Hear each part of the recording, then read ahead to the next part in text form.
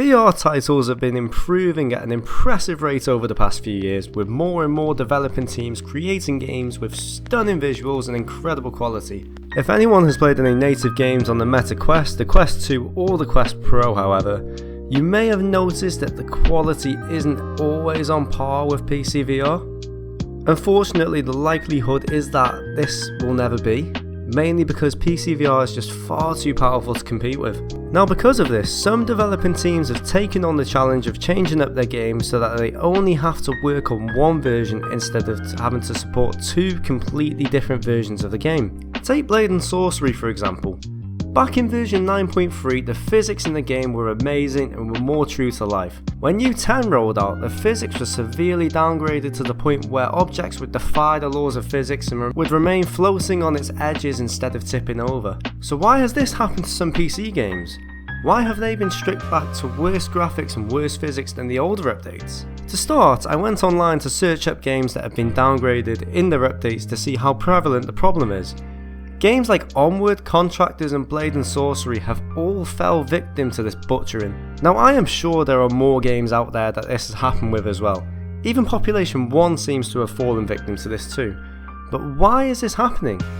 Well, the answer is quite simple actually, and it has to do with this little beautiful bastard right here.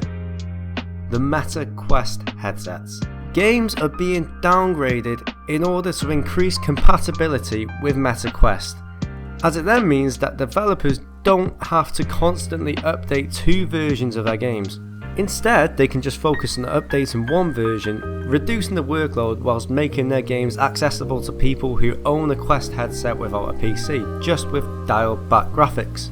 Now this may sound bad to PC VR users, and for the time being, it is.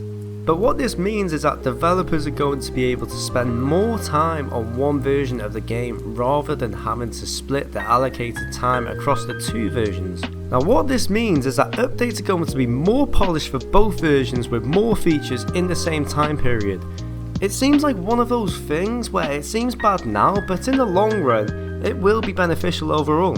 So in conclusion, no, we are not going crazy. Some games used to look better than they do now simply because developers want to make it easier on themselves by not having to develop two different versions of games.